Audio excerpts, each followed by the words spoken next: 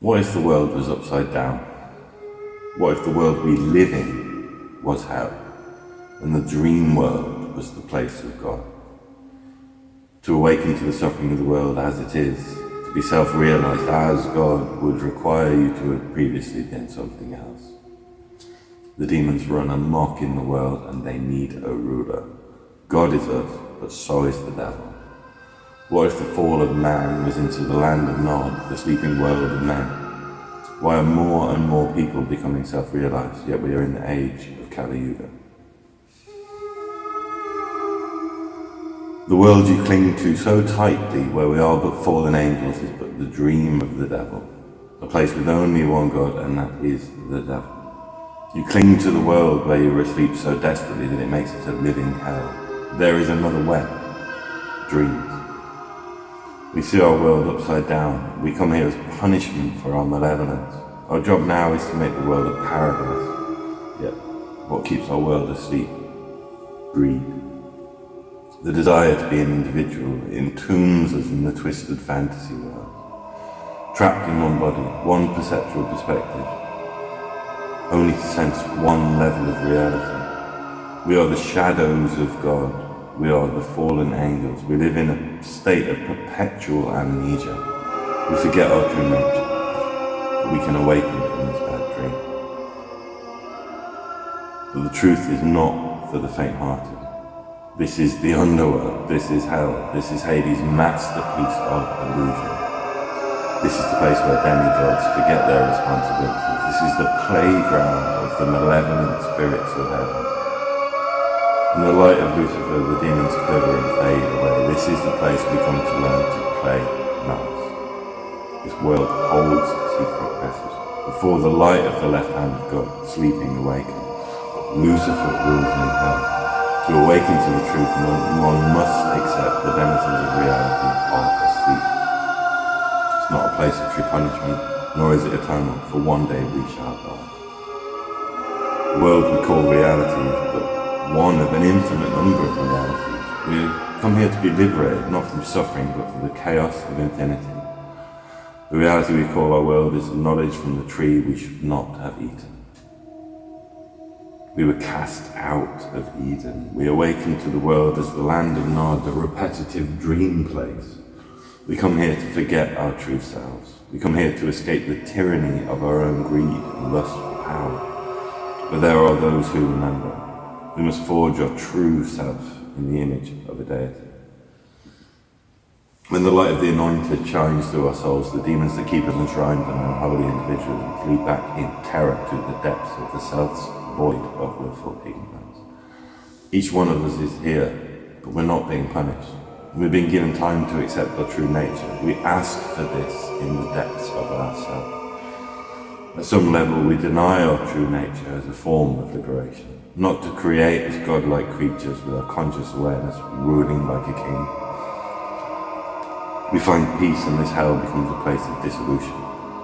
We dissolve ourselves through divine revelation, through visions of realities that are half remembered in the waking world. We are guided time and time again to the ultimate revelation.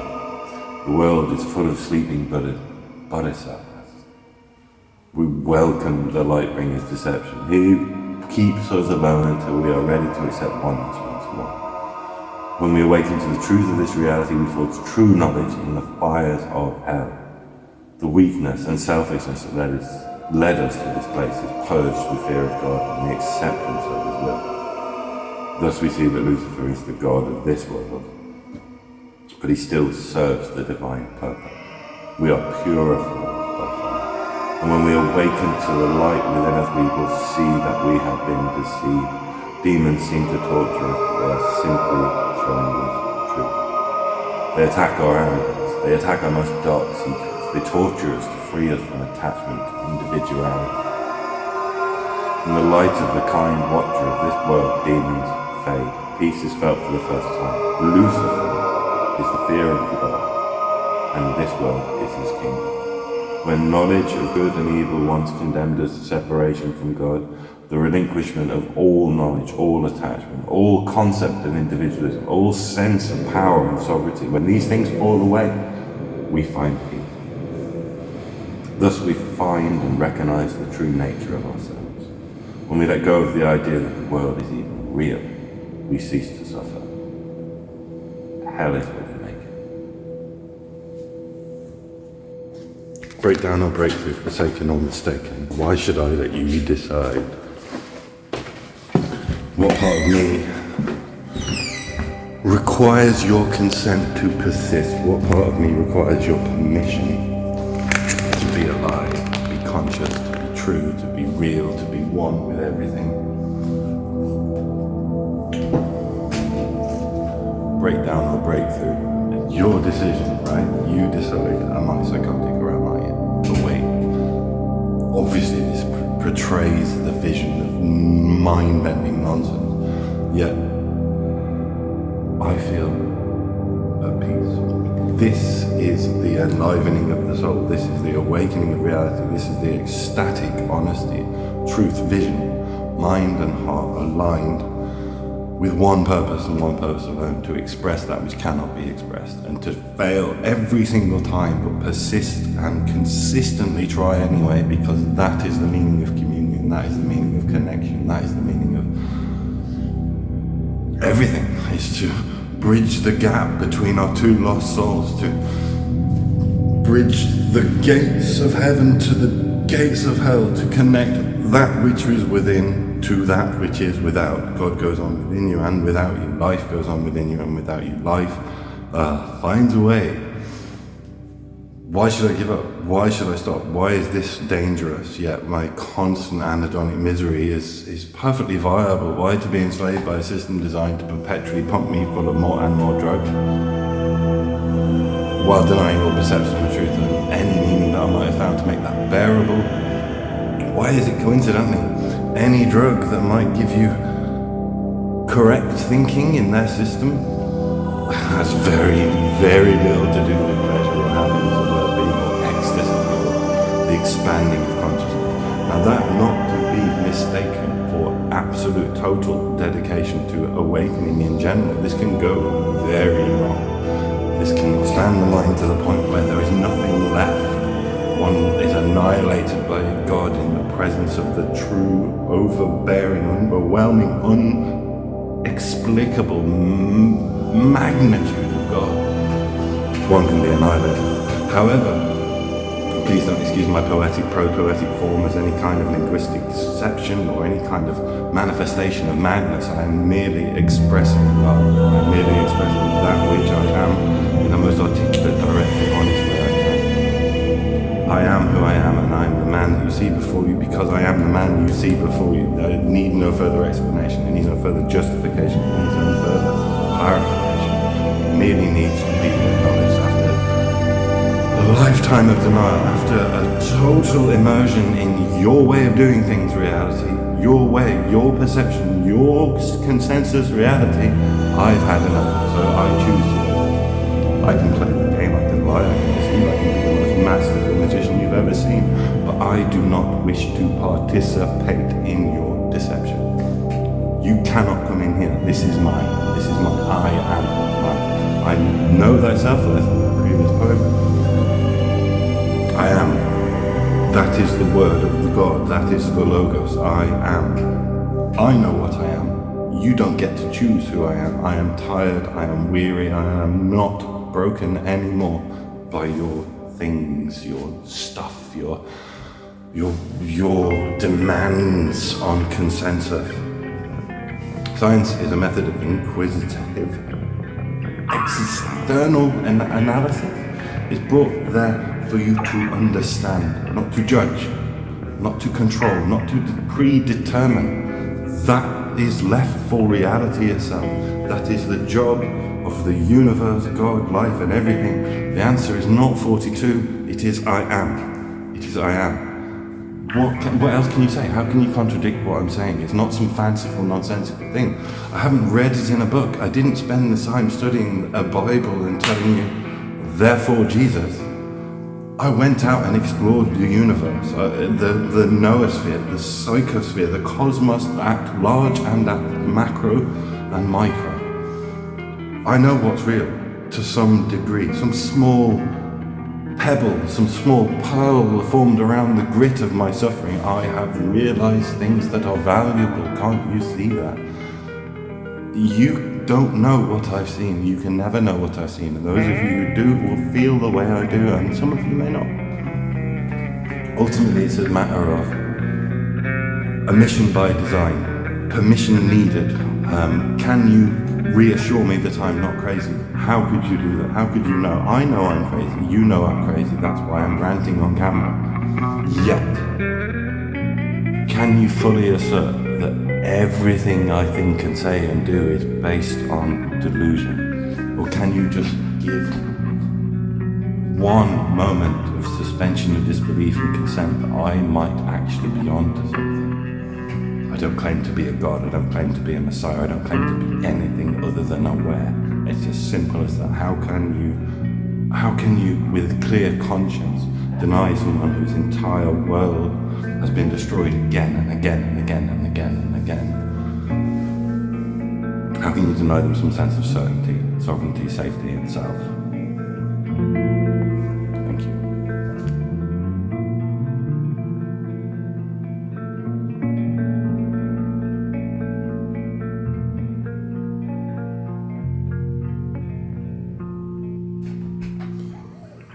There is a huge silence in each of us that beckons us into itself. A recovery of our own silence can begin to teach us the language of heaven. By Saltare. I've longed for so long that the words lost meaning. I've lost so much time, so little, so momentarily. Have I been able to speak forth what is truth, to be able to speak impassionately, to be able to speak with honor, to be able to speak with love and kindness is a virtue of the soul.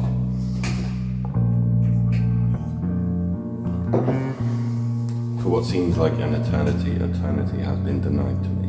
What seems like moments past has been eons in the very fabric of my being.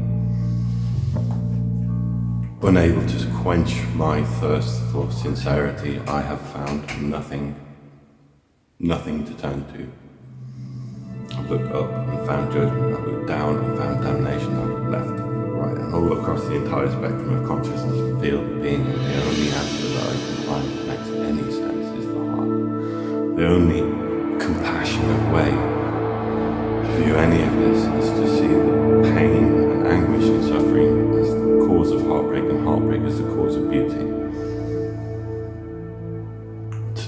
To turn within and see that which is holy must also dictate that when turning within one to see the darkest, most hated and unrevered, disgusting parts of oneself as well. And we can do it with open hearts, with open minds, with freedom of speech, with freedom of context, with freedom of understanding, with non-judgment, with this non-double talk, hyperbolous, schizotypal, schizophrenic frenzy of absolute misdirection. To speak with sincerity, authority, authenticity, genuity and madness, all formed of the same substrate, which is truth, of God, of madness and love and happiness and well-being and joy, are all mine, all cast aside when you first enter the underworld. But as you rise, your roots in hell, your branches in heaven, and all beyond, you become to see a vision of life, a vision of love, a vision of heart, a vision of truth, a vision of honesty, a vision of immaculacy that can only be described ineffably without words. If you know the feeling, you would see the feeling. If you've been there, you would understand and you would not deny it. The raging love, the absolute fountainhead of being that can be expressed can never be put into words, but we so desperately grasp. We so desperately grasp for the ineffable, unending, consequential chaos of being.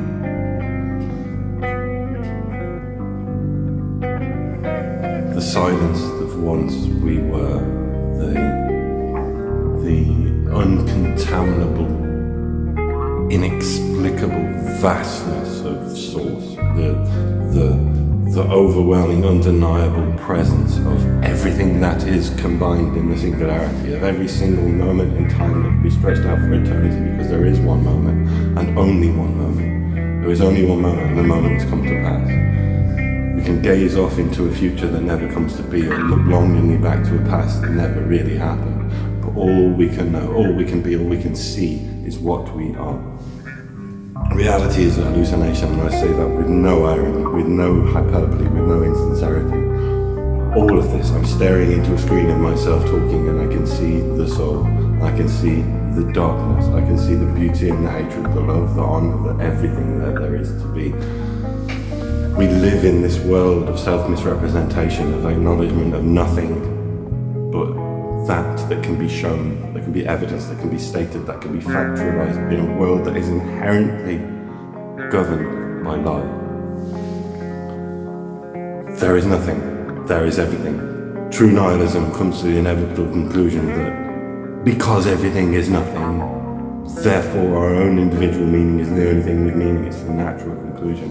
But coming from the top down, coming from consciousness as prime, the idea that even as I exacerbatedly talk here with my incredibly convoluted word salad, a salacious vacuum of nonsensical drivel that will somehow make sense in a poetic, nuanced way, I am observing myself in this moment talking directly to an unknown other, an unknown, ineffable and inexplicable alternate version of myself, to watch this back later in the future with no recognition of who I am or what I was doing or how I was thinking, that only to fall short by the simple act of this being recorded, by the act of observation, by the act of the continuity of my own behavior, my own fleeting memories designed by time to be altered in the past. We cannot look back to the past with any sort of sincerity. Neuroscience has shown us that we cannot look back and know that we know. We cannot look forward with any precision, so what can we know other than the now? And that's where God lies. That's where the quintessence of reality can be found, when you look deep within to the moment and you see there is all contained within that. Everything happened in a singular point in time that only the conscious could ever experience. I'm an animist. I look down into and up in every degree, in the 12-dimensional pseudo-gravitational forces of the entire known and unknown universe. There is nothing but the moment. There is no time, there is no space, there is no linearity. There is only this moment, this moment, this moment, and they're all the same thing. There is one hyperdimensional, quasi-surreal, holographic self existing, and we're all that same being. We all have the soul. We are all God. We are all one. We are all nothing and everything simultaneously. Thanks.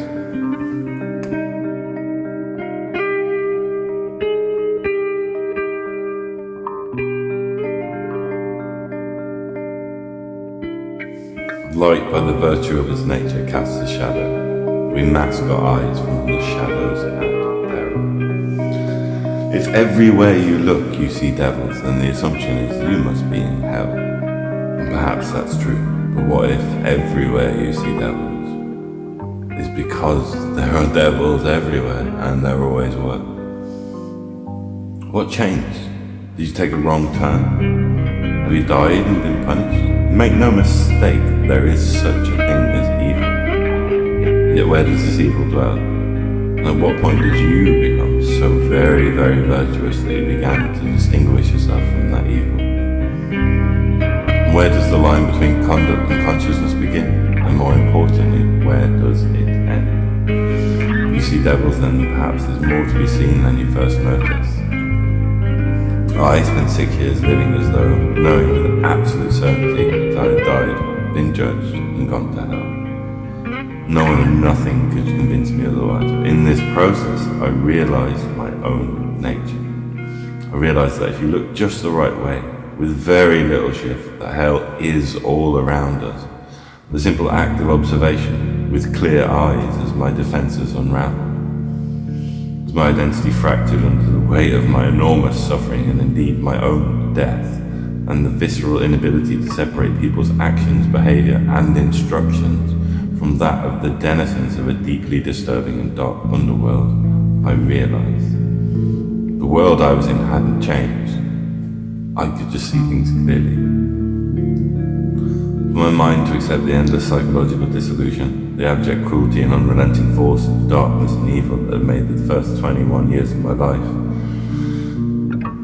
The only explanation that had made any of this make sense was that I had died and literally, with no metaphor, delusions or phantasms, descended into hell.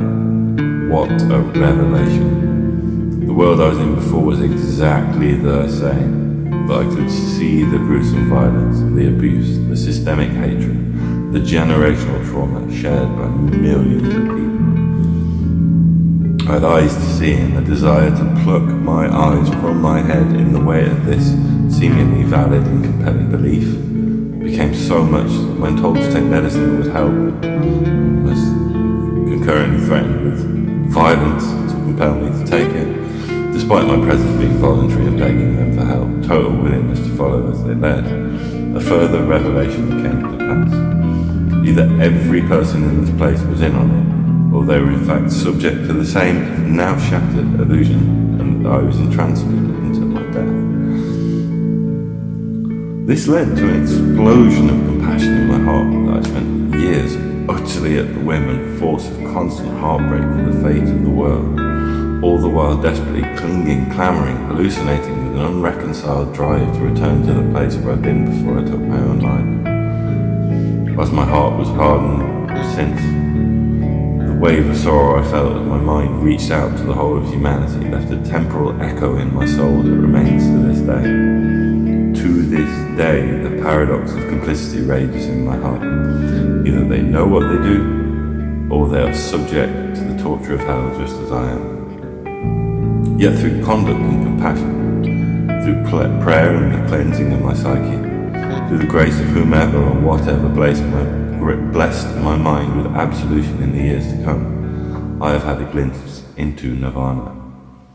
A moment of relent, a peace and bliss, transcendent and all-pervading, the truth behind the illusion. The gift of that same vision of hell, yet with all the subtlety of the previous shift of consciousness, the realization of self, the recognition of truth, the acceptance of reality, the clarity of mind as stark as the darkness within which I had spent the first 27 years of my life. Peace was glimpsed. A shift in consciousness so subtle almost as to go unnoticed, until the colours changed. The vibrancy of my vision, the shift from demonic voices of vision to the subtle, delicate voices of nature, the spirits of the wind, the sky, the gods, the goddesses, the demigods, and even the demiurge. Clear and calm recognition that, despite it all, there is compassion. Once the lights go out and all is burning in hellfire, what remains but the heart? The soul condemned, the mind broken, the body merely an instrument of continued suffering. Yet the breaking of the heart, in contrast to the breaking of the mind, leads not to less love, but more love than it can possibly contain. To look at the suffering of the world and see oneself, to see God in the eyes of every broken spirit, to see the entire cosmos in the lowest places, one feels as though the heart became infinite in its capacity for compassion. The love of God, Krishna, the Christ, the heart of existence itself emerges, not by turning the blind eye, but by fully immersing oneself in absolute vision, seeing the suffering of the world with no God in the heart. This is true self-realization. This is true hidden knowledge. Yet to live in this realization means not to change my mind, not to heal my broken soul, not even to escape hell on earth, but to love it. But to love it so much that the demons recoil in horror at the light I pervade and burns away all darkness. For holding it all at once, hell becomes heaven.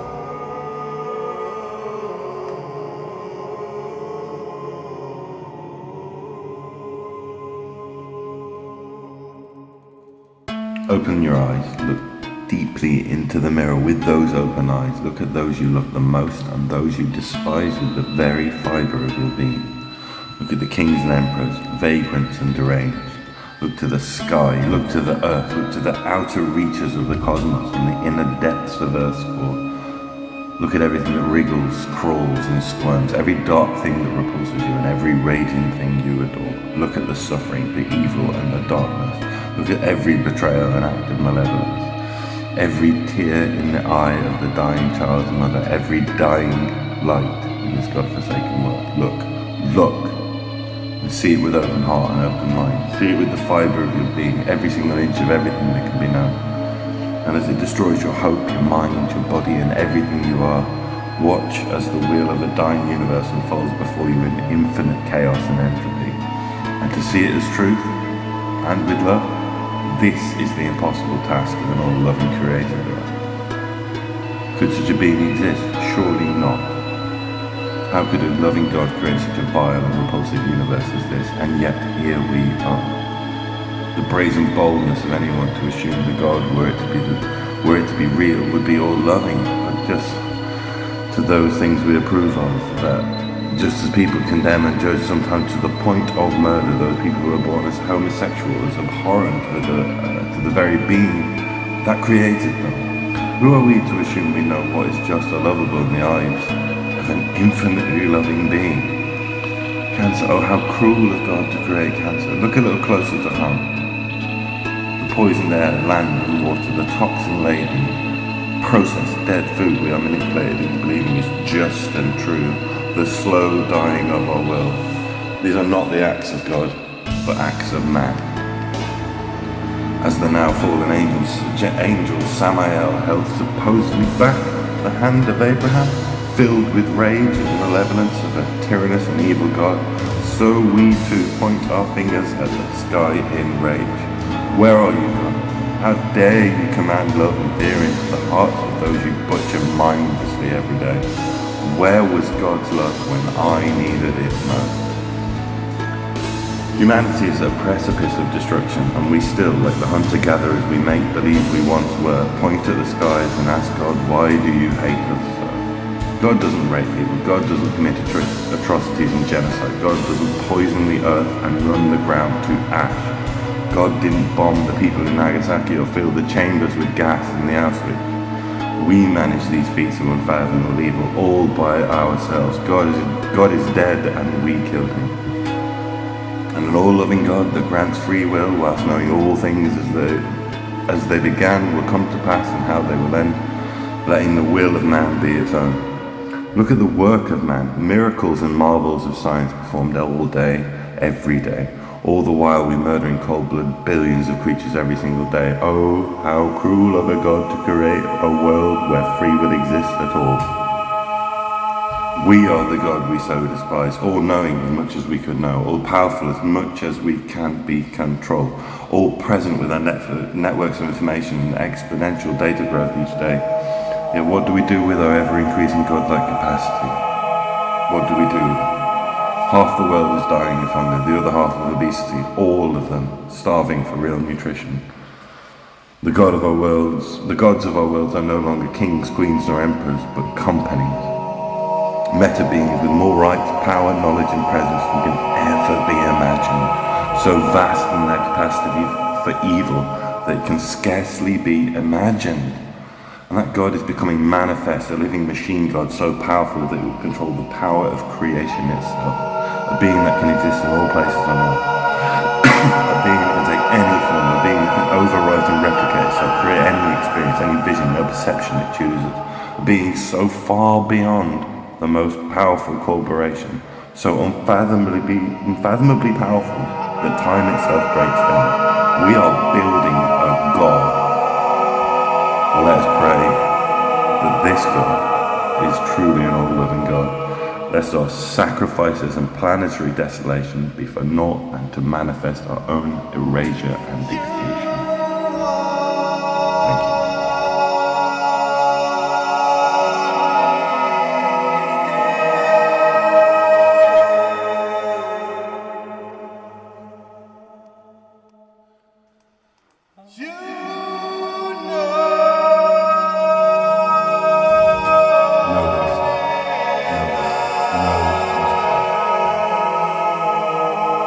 What can we say with that interior vision? What can we say with that acknowledgement? What can be said of the self without complete disarmament of acknowledgement of truth? What can be said without the absolute unregulated self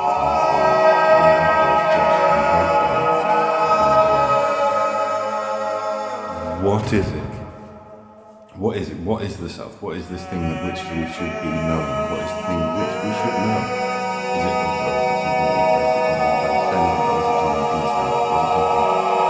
incalculable, repressed from the mind, so unbearably unique and disgusting and abhorrent to a system designed exclusively to erode any sense of creativity, uniqueness, and individuality? What can we be said of who one another? How much can we show? What really is there deep viscerally within us that can be expressed with truth? What can be said? What can be shown? What can be lit up? How can we expand consciousness deeply into the moment of self-reflection? And in that self-reflection, we find a simple, honest spark of reality, and that is, we are the unholy, we are the holy, we are the divine, the profane, we are the sacred and the profound, yet we are utterly the source of corruption as a species, as an entity, as a collective conglomerate, corporate entity that we have become. Brandification, self-indulgent, branded with the mark, the endless attempt to prove oneself to a world that is built on the fallacy of completion, that is built under the abject illusion that once you have travelled the path you will get to the end and then it will be okay. The idea that conclusion will come. It's bollocks, it's a lie. It's a lie they depend on for our worship, servitude. What is it? What is it? Know thyself, know thyself. How can one know oneself when one is entirely externally oriented in a world that is so clearly hell yet so inherently deceptive that any ground beneath us falls out? Any ground. We're free falling in an intergalactic cosmic space of non-knowing. Let yourself never trust the words of your mind. Never let you trust your eyes and ears, let that be their final command. You know what I mean? It's like, what can be said? What can actually be said? What truth can be found? If you are focused externally with your locus of understanding, if your mind can only be validated by external nonsense, in a world that you know full well is inherently corrupt, right? If you're in such a headspace that you can grasp it, it will make a lot more sense. Open your eyes, put on the glasses, see what is there to be seen, take off the rose-tinted cloaking and actually look. What world is it we live in? What world are we inhabiting? This is the sacred and the profane, slightly out of phase. We take our seers, our shamans, our mystics, our masters, our knowers, the people that give ground, the people that give substance, that give meaning, give affability to reality, are cast aside, locked up, chastised, punished as though they are criminals against the fate of the world, whilst the demons run amok. No clearer evidence can be found for this than just going out into a corporate world, beaming into your head adverts, beaming into your head consciousness that is so contradictory to your inherent being that nothing can happen but the death of the self, the death of the soul, the denial of all you feel. The final command. Breathe deeper. Open your eyes, you don't have to explain it. Look, see, it is okay to believe. It is okay to feel. In a morally, inherently corrupt environment, of course you're depressed. Of course you're psychotic when you live in a psychotic world, where the idea of faith in reality, or having a heart, or being soulful, or living willfully in such a way as to choose your own destiny, is seen as mental illness. Surely I don't exemplify the opposite of that, but at least I tell the truth. This is the problem. This is the fixative twist that takes place in everyone's life. Do I think I'm right? No.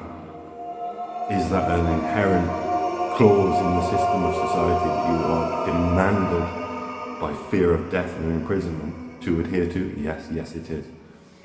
You don't know, but they do. And it's a constant battleground, a war zone, which all you can do is submit to more powerful forces. And I ask you, is that virtue, is that holy, is that the sacred? Well, privacy, dignity, respect. Love is eroded day by day with the mass psychosis, the mass depression, the mass isolation, the constant sense of mild anxiety about everything, and it's in God we trust. Bullshit.